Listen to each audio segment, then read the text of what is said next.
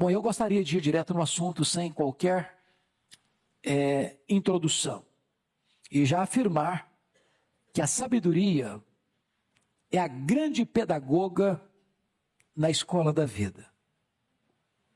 Entendendo que sabedoria é muito mais do que conhecimento. Há muitas pessoas que sabem muito, mas são tolas. Há outras que, embora não tenham tanto conhecimento, são sábias. Porque sabedoria é olhar para a vida na perspectiva de Deus. É olhar pelas lentes de Deus. É talvez fazer aquela pergunta do clássico, em seus passos, o que faria Jesus? Então, dito isto, e só isto como introdução, vamos à divisão do texto. Primeiro, a grande importância da sabedoria, conforme está no versículo 1. Quem é como sábio? E quem sabe a interpretação das coisas? Então, ele está fazendo uma pergunta, quem é como sábio? Quem é sábio? O sábio é aquele que sabe interpretar as coisas. Ele vê, ele conhece, ele discerne e ele age. Porque se você não conhece, você não discerne. Se você não conhece nem discerne, você não age. De acordo com isso? Então, quem é o sábio? É o que conhece, é o que discerne e o que age. De acordo com o conhecimento, com o entendimento que tem. O que ele está nos informando, aí no versículo 1, na segunda parte, é a sabedoria do homem faz reluzir o seu rosto. Ou seja, não há melhor tratamento de pele do que a sabedoria. Em vez de você gastar tanto tempo em tratamentos, em cremes, em cosméticos, ele está dizendo para você que o melhor hidratante facial do mundo é a sabedoria. Desculpa, eu não sou dermatologista, tá? De forma nenhuma eu estou aconselhando você a interromper o tratamento dermatológico, não. O que eu estou lhes dizendo é que a sabedoria traz alegria para você. E a alegria formoseia o rosto. E quando você vive com sabedoria, você evita um monte de problemas na sua vida que podem pipocar até na sua pele, né? Pode tirar até a beleza do seu rosto. Bom, a gente pode olhar para Daniel, por exemplo, que sabedoria. Chega como escravo na Babilônia. E ele olha o contexto, tem refeição de graça, tem vinho de graça, tem acesso à mesa do rei, tem a garantia de emprego no primeiro escalão do rei mais poderoso do mundo. E ele pode dizer, bom, ganhei na loteria, fui premiado.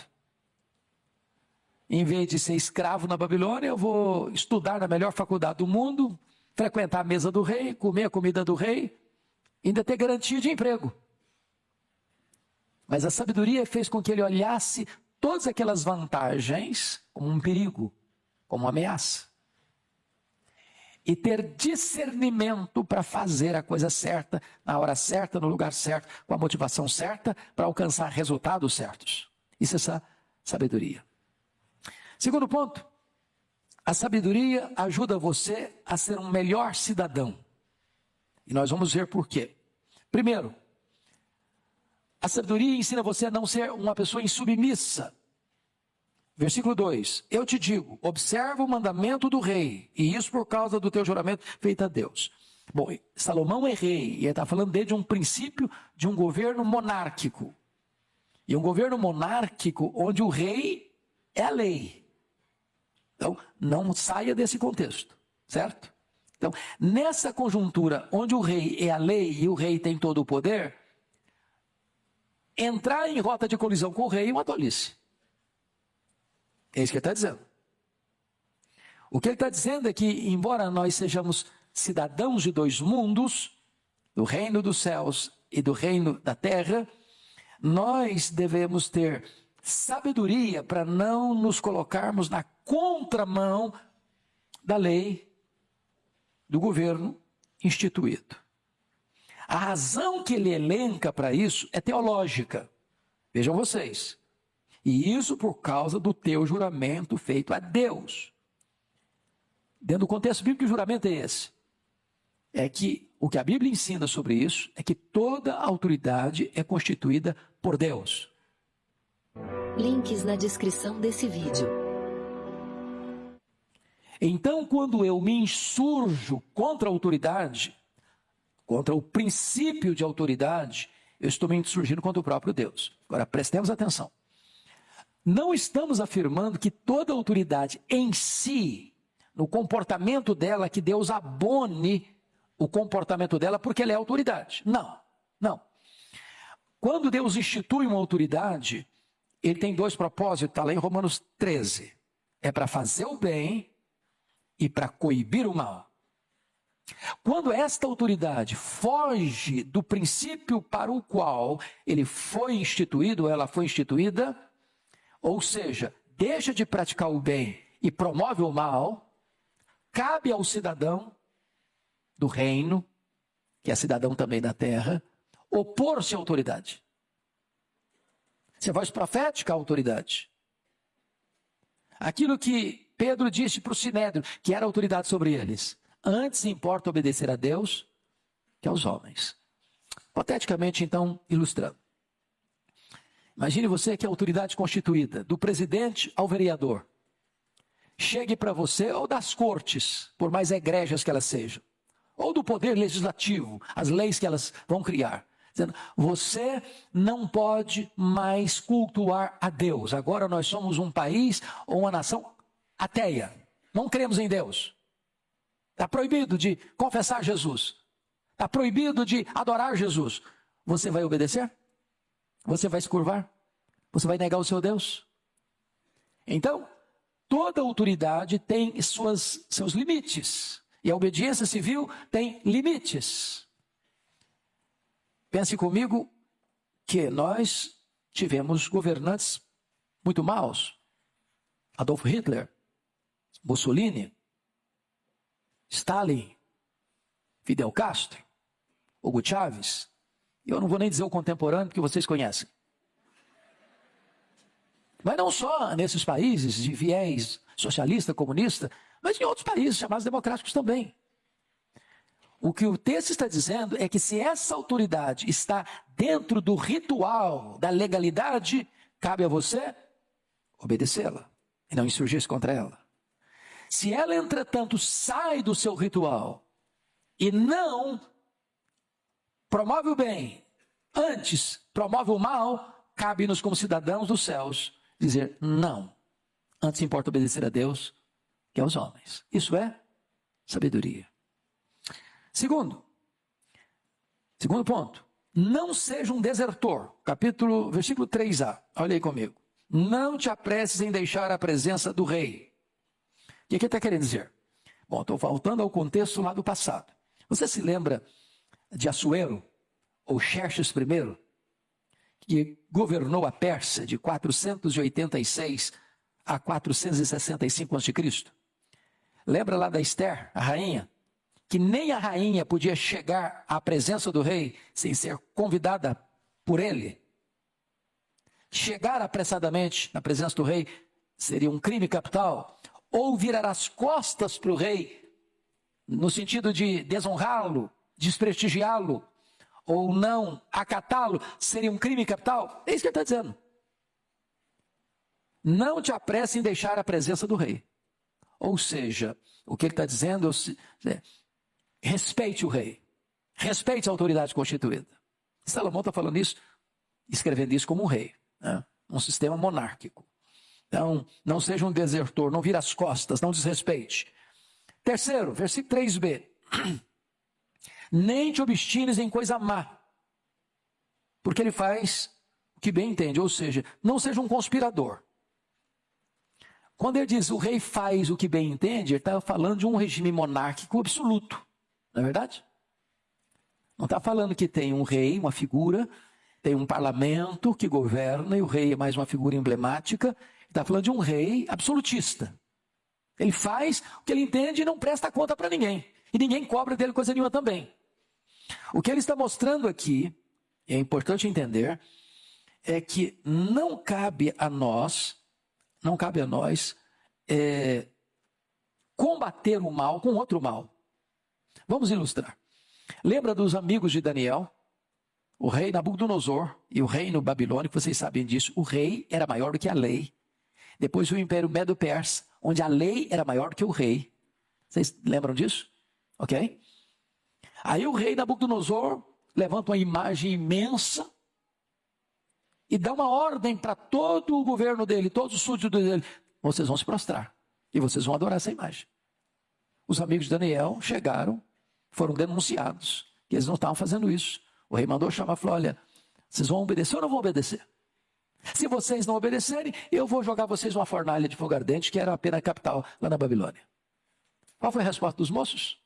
Ó rei, quanto a isso, o senhor faça o que o senhor entende. Agora, deixa eu dizer uma coisa para o senhor. Nós não vamos nos curvar. Se o nosso Deus quiser nos livrar, Ele tem poder para nos livrar. Se Ele não quiser nos livrar, nós estamos prontos a morrer. Mas nós preferimos morrer a pecar. Eles estão agindo com sabedoria. Todo governante tem suas limitações, porque não cabe ao governante encabrestar as consciências. É por isso que você nem eu podemos aceitar qualquer regime placidamente, calmamente, covardemente, que queira encabrestar nossa consciência, que queira dominar aquilo que você pensa, que venha, desculpe da expressão, castrar o seu direito de se expressar, de dizer o que você pensa, de dizer o que você acha. Porque isso é a mais cruel de todas as ditaduras, é quando as pessoas querem dominar a sua consciência, calar a sua voz, a voz da sua consciência. Pois bem, quarto conselho que ele está dando aí para você viver com sabedoria. Não meça força.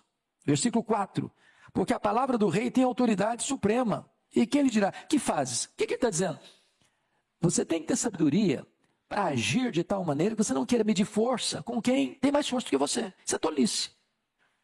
Imagina o seguinte, lá o Daniel, lá na Babilônia, chegou lá para escravo, e a mesa está posta, a comida ali é sacrificada aos ídolos. Aí o garçom chega e falou, coma. Eu não como. Mas é a ordem do rei, azar do rei, eu não vou comer, pronto. O que vocês acham que teria acontecido com ele? Ah, não come não, é? Você quer ser maior que o rei, é? Você quer medir força com o rei, é? Ó, espada nele. Alguém ia questionar? Não. Se ele morresse, morreria. Morreria como sábio? Não, como burro. Como ignorante. Alguém que não tem entendimento. Mas o que a Bíblia diz? Daniel resolveu firmemente no seu coração não se contaminar. Qual foi a atitude que ele teve? Pediu ao chefe da cozinha, dá-nos apenas legumes. E não, vocês vão ficar mais magros. Façam experiência. Firmeza, humildade. Não meça força. Estão entendendo o que eu estou falando? Usando a expressão do Orival, vocês estão entendendo o que eu estou falando? Muito bem. Vamos ao terceiro ponto do texto. Sabedoria ajuda você a agir com discernimento. Então vamos para o versículo 5. Quem guarda o mandamento não experimenta nenhum mal. Ou seja, cumpra a lei. O que é certo. Está lá em Romanos 13. Você não tem que temer a autoridade se você fizer o bem. Agora eu estou falando dentro de um regime de governo justo, conforme instituído por Deus. Porque às vezes o regime está tão corrompido que se você fizer o que é certo, você atrapalha o sistema. E se você fizer o que é mal, você é protegido pelo sistema. Não estou falando desse sistema corrupto, não. Estou falando agora de um regime correto. O que ele está dizendo para nós? Quem guarda o mandamento não experimenta nenhum mal. Se você andar dentro da legalidade, você está protegido. Você não tem que ter medo da autoridade constituída. Segundo, haja no tempo certo. A parte B do versículo 5. E o coração do sábio conhece o tempo e o modo. Ou seja, tem hora certa para agir e tem forma certa de agir. Tem um ditado popular que diz que quem tem pressa come cru. O apressado come cru. Então, calma. Se você estiver numa hora de tensão na vida, calma. Calma. Fique quieto. Cale-se. Para ter uma compreensão melhor da situação. E enquanto você está dando tempo ao tempo, você está pedindo a Deus sabedoria para fazer na hora certa, da forma certa. Exemplo, Neemias. Ele recebe a notícia de que Jerusalém está debaixo de opróbrio e miséria. Ele recebe a notícia de que os muros estão quebrados e as portas queimadas a fogo. O que ele faz? Ele se assenta, ele chora, ele ora, ele jejua, ele se prepara para ir conversar com o rei. Imagine se logo que ele recebeu a notícia, ele corresse para o rei Artaxerxes: o rei Artaxerxes, eu quero pedir demissão do meu trabalho, porque eu preciso ir para Jerusalém, e o negócio está feio, e eu preciso que o senhor me envie agora para lá. O que teria acontecido? O rei talvez nem o receberia. O rei fala: o que é isso, rapaz? O que é isso, cara? Você é meu funcionário. Nada disso. Tira o seu cavalinho da chuva. O que é isso?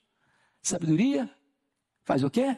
Aguarda a hora certa para agir da maneira certa. Isso é sabedoria. Ainda mais. Terceiro ponto. É importante você agir da forma certa. Porque o versículo 5b diz: o coração do sábio conhece o tempo e o modo. Versículo 6. Porque para todo propósito há tempo e, repete comigo, tempo e modo. Porquanto é grande o mal que pesa sobre o homem.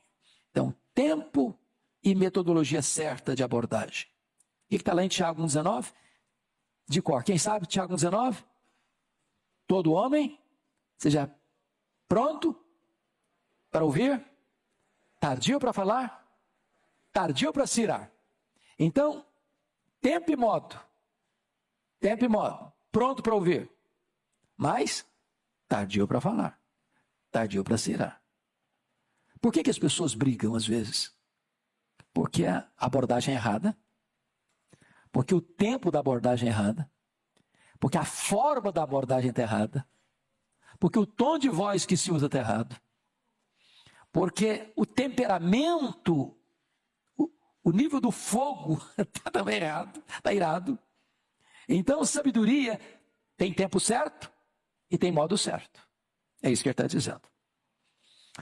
Quarta lição do texto. A sabedoria ajuda você a lidar com as situações inadministráveis. Primeiro, você não administra o futuro. Olha o verso de número 7.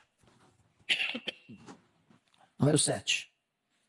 Leia o 7 comigo, vamos juntos? Porque este não sabe o que há de suceder, e como há de ser. Ninguém há que lhe declare. Você e eu não temos bola de cristal. Você e eu não enxergamos na curva. Você e eu não enxergamos lá na frente. Às vezes não enxergamos bem nem um palmo na frente do nosso nariz.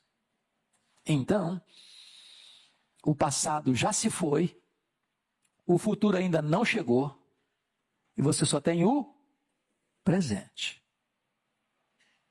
Somos o quê? Dependentes de uma providência maior do que o nosso conhecimento. O futuro está na mão de quem? Na mão de Deus. Então o homem precisa entender que ele não administra o futuro. É por isso que lá em Tiago diz: você não deve dizer, tal dia, vou para tal cidade, vou fazer tal negócio, vou fazer isso, vou fazer aquilo outro, vou ganhar dinheiro, vou me enriquecer. Calma.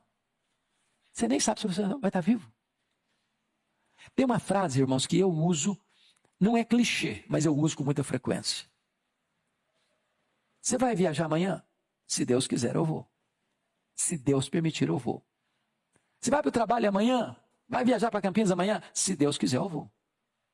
Isso não é clichê religioso, não. Nós devíamos incorporar essa frase mesmo. Porque é isso que acontece. Você vai se Deus quiser. Você fica se Deus quiser. Você viaja se Deus quiser. Você trabalha se Deus quiser. Você vai ganhar dinheiro se Deus quiser. É se Deus quiser. Por quê? Porque você não administra o futuro. Segundo ponto. Você não domina o vento. Versículo 8, parte A. Não há nenhum homem que tenha domínio sobre o vento para o reter. Não dá para estocar o vento, não dá para cercar o vento, não dá para mudar o rumo do vento, não dá para dominar o vento. O que a Bíblia diz?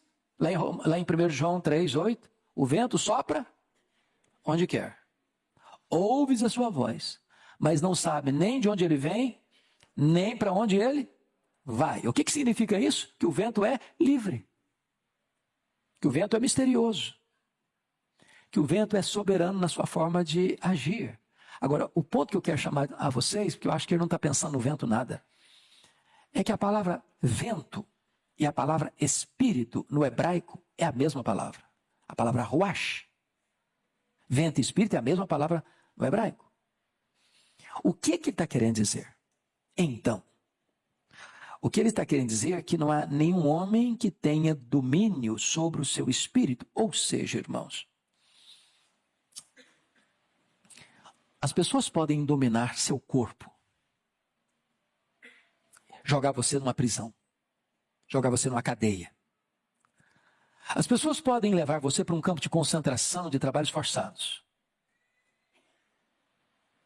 As pessoas podem tirar seus bens, sua família, sua liberdade, até a sua vida.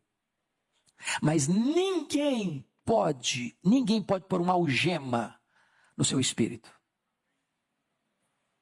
Ninguém pode impor um cativeiro ao seu espírito.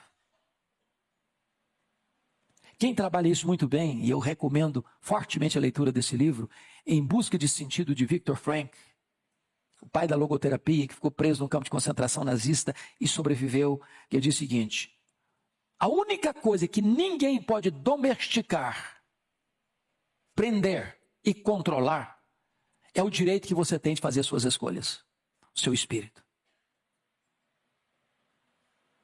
Elas podem fazer mal a você e você devolver com bem.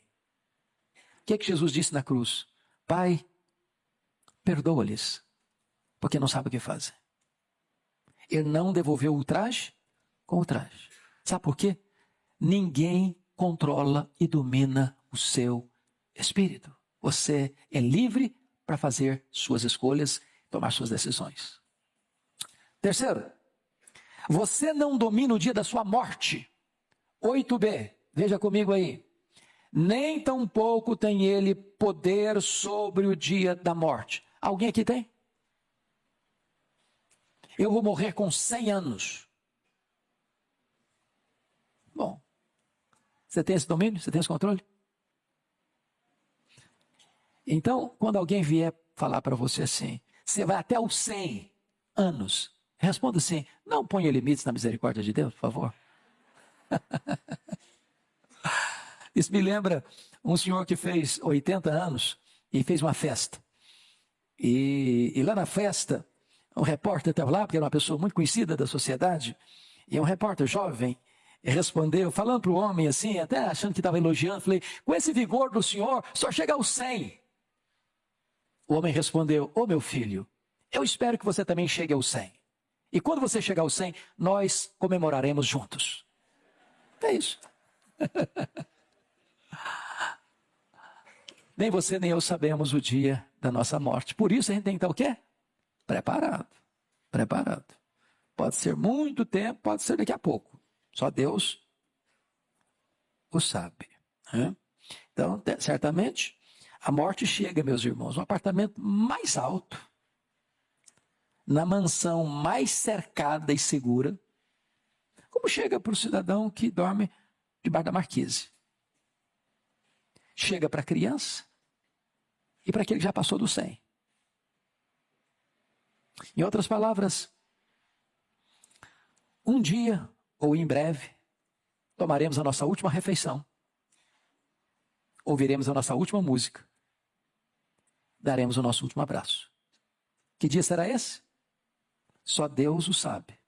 Nós não administramos o dia da nossa morte. Quarto lugar, você não domina os conflitos da vida. Quando ele diz assim, Versículo 8c. Nem há tréguas nesta peleja. E aí, entendamos uma coisa aí. Nem há tréguas nessa peleja. O que ele está dizendo? Que a vida é o quê? Um campo de batalha. Ou não é? Ou não é? Você está lutando todo dia. Lutando contra você mesmo. Lutando contra inimigos que você conhece. Lutando contra inimigos que você não conhece. Lutando contra inimigos visíveis. O inimigo mora ao lado. Lutando com inimigos invisíveis. Lutando com inimigos carnais, terrenos e lidando com inimigos espirituais. A luta é constante. A vida é uma guerra. Não tem trégua. Não tem pausa. Não tem descanso. Então não ensarilhe as armas também. Quinto, você não domina as consequências de seus atos. Olha como é que termina o versículo 8. Nem tampouco a perversidade livrará aquele que a ela se entrega. O que ele está querendo dizer? Você é livre para tomar a decisão que você quiser. Agora, você não é livre para escolher as consequências de seus atos. Que quem semeia vento, colhe tempestade. Quem semeia na carne, da carne colhe corrupção. Quem semeia violência, vai colher violência. Preste bem atenção nisso, porque ainda que a pessoa escape das leis dos homens ou dos tribunais da terra, certamente não escaparão do juízo reto e justo de Deus. Quando eu olho para o cenário brasileiro, que traz tanta angústia para a alma, e eu não tenho dúvidas de que não só para mim, mas para a sua também, e você pergunta, meu Deus, até quando? Até quando as pessoas vão fazer o mal e vão escapar? Até quando elas vão praticar o mal e vão ser aplaudidas? Até quando elas vão fazer o mal e torcerem a lei para protegê-las? E talvez você não veja a aplicação da justiça. A justiça dos homens. Mas certamente a justiça de Deus não dá contornos. Não tem filigranas. Não tem jeitinho. Não tem propina. Não tem bolada de dinheiro para comprar a consciência das pessoas. A alma que pecar, essa morrerá. E o homem dará conta no dia do juízo por todas as coisas que ele praticou. Então, o que o texto está nos mostrando é que você pode até escolher o que você quer fazer e vai fazer da vida, mas você não pode escolher as consequências de seus atos. Sexta lição. Você não domina as injustiças da vida. Olha o verso 9 comigo. Leia o 9 comigo. Tudo isto, e quando me apliquei a toda obra que se faz debaixo do sol, há tempo em que um homem tem domínio sobre o outro homem para arruiná-lo. Preste atenção, vamos ler de novo essa frase aqui? Vamos ler de novo? Há tempo, vamos juntos? Há tempo em que um homem tem domínio sobre o outro homem para quê? Para arruiná-lo. Gente, isso é injusto, não é não? Isso é difícil, hein? Não é fácil engolir isso não, hein? Vocês conhecem alguma coisa parecida com isso aqui? Está acontecendo alguma coisa assim no Brasil hoje, mundo afora? Sabe o que significa isso? Você não administra as injustiças da vida. Tem injustiça mesmo. Tem gente ruim, com a caneta na mão, com o poder na mão. E você, mesmo fazendo o bem, está debaixo do controle, da autoridade daqueles que estão fazendo o mal, e você não administra isso. Pura realidade. Eu fico olhando, século XX, vocês sabem disso, que mais cristãos morreram no século XX, martirizados pelos regimes socialistas, comunistas, ditatoriais, do nazismo, do fascismo, da Itália, do que em todos os outros séculos do cristianismo. E ainda hoje, em alguns países, ser cristão é crime. Carregar uma Bíblia e ter uma Bíblia é crime. Falar do nome de Jesus é crime. E gente Crente igual você e eu, nesse exato momento, estão nos porões das prisões mais imundas. Não porque praticaram delitos e transgressões horríveis, mas simplesmente por serem cristãos.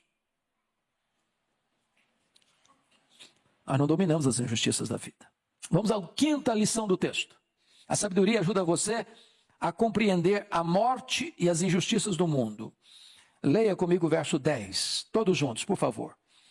Assim também vi os perversos receberem sepultura e entrarem no repouso, ao passo que os que frequentavam o lugar santo foram esquecidos na cidade, onde fizeram o bem.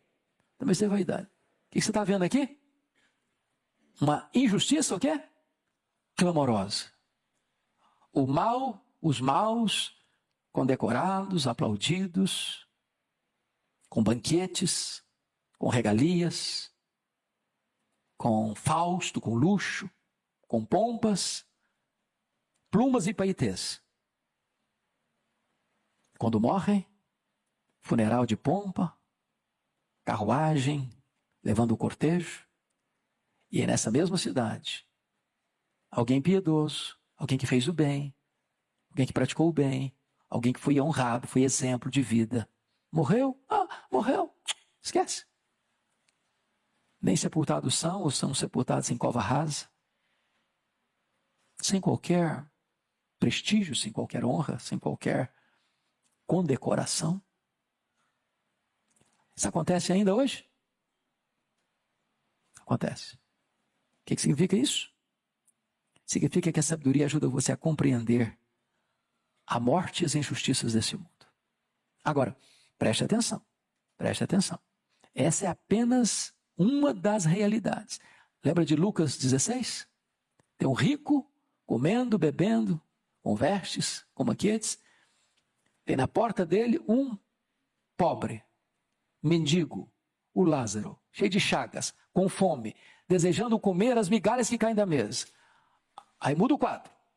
Morreu o rico, foi sepultado. Morreu Lázaro, não diz que foi sepultado. Talvez os cães leprentos foram a sua sepultura. Mas foi escoltado pelos anjos ao seio de Abraão. E está escrito, o rico morreu e foi sepultado no inferno, estando em tormentos. Mudou o cenário. Aqui pompas e glórias, depois tormento. Aqui sofrimento, depois bem-aventurança. Ou seja, no mundo não haverá plena justiça, mas Deus não permitirá que a justiça perdure na eternidade. Sexta lição do texto. A sabedoria ajuda você a entender que o atraso na aplicação da lei leva à corrupção. Meus irmãos, isso aqui devia estar estampado na Folha de São Paulo, no Estadão de São Paulo, no Jornal das 8 das grandes televisões. Leia o versículo 11 comigo. Vamos juntos? Visto como se não executa logo a sentença sobre a má obra, o coração dos filhos dos homens está inteiramente disposto a praticar o mal. O que ele está querendo dizer com isso? Que o atraso na aplicação da lei incentiva o crime e aprofunda a corrupção. Por que os criminosos, sobretudo de colarinho branco, são assodados na prática dos seus delitos? Porque eles têm plena consciência, não serão punidos. Se apanhados, não ficarão presos. Por quê? Porque o sistema não vai permitir isso. O Brasil foi testemunha disso.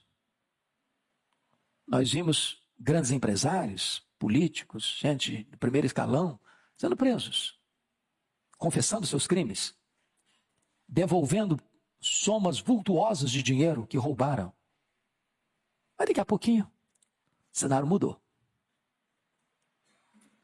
Processos anulados, ninguém mais na cadeia, a lei não é aplicada. E o que isso acontece? Está dizendo o seguinte, o crime compensa. Pode fazer. Tem costas largas. Quando a justiça não é aplicada na forma certa, no tempo certo, quando há criminosos de estimação, protegidos, se incentiva o quê? A corrupção, o crime. a decadência da sociedade. É por isso que o Rui Barbosa, o patrono brasileiro, diz que chegaria um dia em que os homens teriam vergonha de serem honestos. Sétima lição do texto. A sabedoria ajuda você a entender que o julgamento de Deus é justo e que a justiça de Deus não falha. Versos 12 e 13. Leia comigo, por favor, 12 e 13. Vamos juntos? Ainda que o pecador faça o mal 100 vezes, os dias se lhe prolonguem, eu sei com certeza que bem sucede aos que temem a Deus. Mas o perverso não irá bem, nem prolongará os seus dias. Será como a sombra, visto que não teme diante de Deus. Ele está fazendo um contraponto agora. Está mostrando o outro lado da moeda. Aqui, o afrouxamento da lei para punir os criminosos de estimação pode livrá-los do braço da lei. Mas, aos olhos de Deus, essa realidade vai ser outra. Vai ser outra. Vai ser outra. Ele pode executar, versículo 12, o pecador faça o mal 100 vezes. Fiz o mal, escapou, está blindado, um problema nenhum acontece com ele, nada chega nele. Aí Deus vai dar a sentença. Deus vai dar a sentença. Eu sei. Estou em dúvida? Não. Eu sei o quê? Está escrito aí? Com certeza. O que ele sabe com certeza? Que bem sucede a quem? Os que temem a Deus. Que o perverso não irá bem, nem prolongará os seus dias. Quem está dizendo isso? Deus. Quem é Deus? É o reto juiz. É o que está sentado no trono. É o que tem o poder de julgamento final nas mãos. Então, não caia na tentação de querer entrar no esquema do mundo. Importa antes você permanecer fiel ao Deus Todo-Poderoso, diante de quem todos terão que comparecer para prestar conta da sua vida. Oitava lição do texto. A sabedoria ajuda você a compreender os problemas recorrentes da vida. Leia comigo o verso 14, todos juntos. Ainda há outra vaidade sobre a terra. Justos a quem sucede segundo as obras dos perversos, e perversos a quem sucede segundo as obras dos justos. Digo que também isso é vaidade. O que ele está querendo dizer? A inversão de valores da sociedade. O cara é perverso, mas a sociedade aplaude como justo. O cara é o cara, todo mundo bate palma para ele. Mas ele é o quê? Ele é perverso. Aí você vê um outro cara aqui, esse é justo. Está sofrendo as sanções da lei. Não porque praticou crimes, mas porque é justo. Incomoda o sistema. Vou voltar a perguntar agora, Ivan. Vocês estão entendendo o que eu estou falando ou não? Preciso botar a legenda.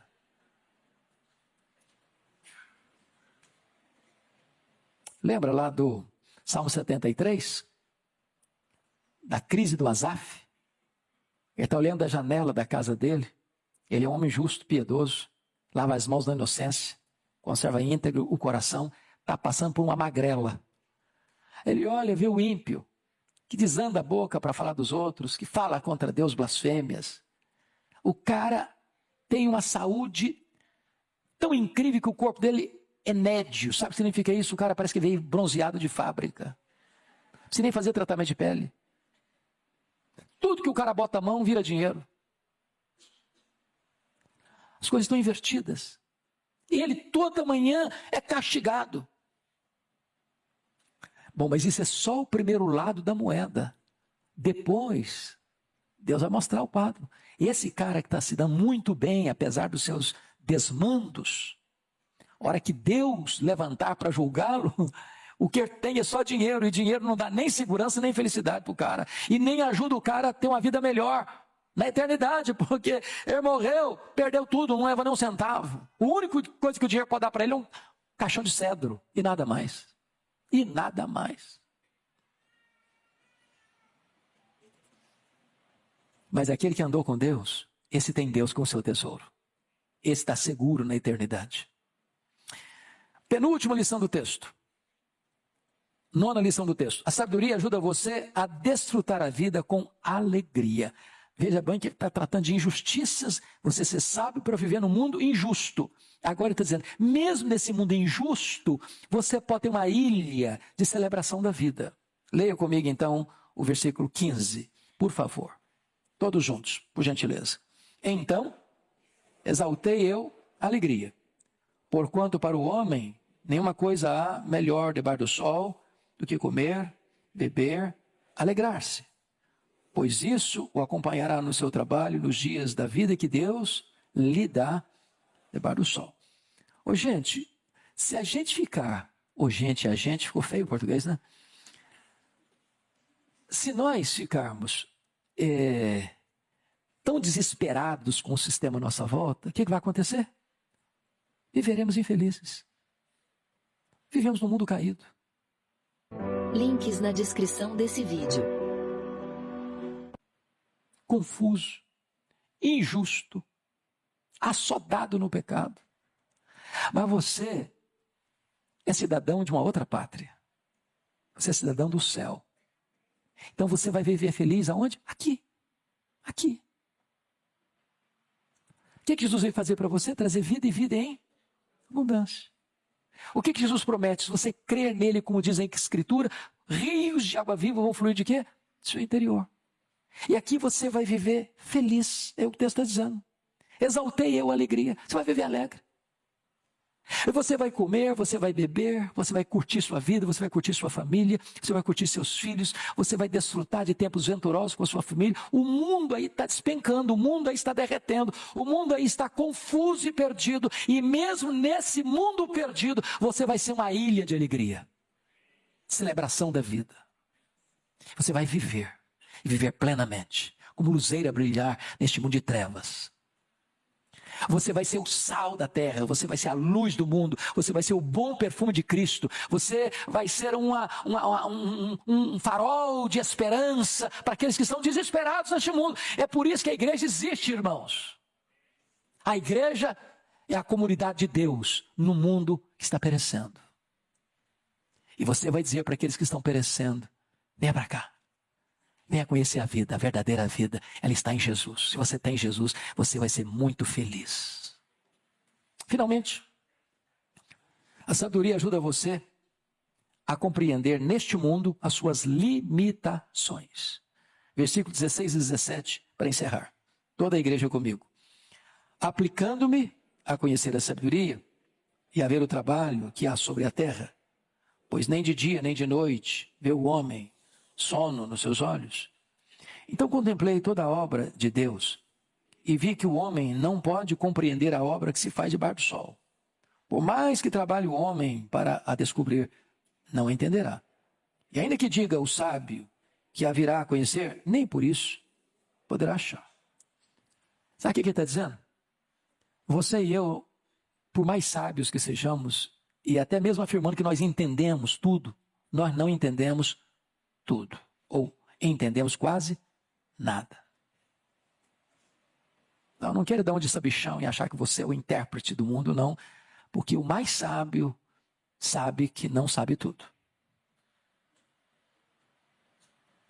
Alguém já disse que o conhecimento às vezes nos faz sofrer. Por exemplo, eu não sei, posso estar afirmando uma bobagem, mas eu escuto isso dos médicos. Quando um médico fica doente, ele sofre mais do que um outro paciente. Por que ele sofre mais? Porque conhece.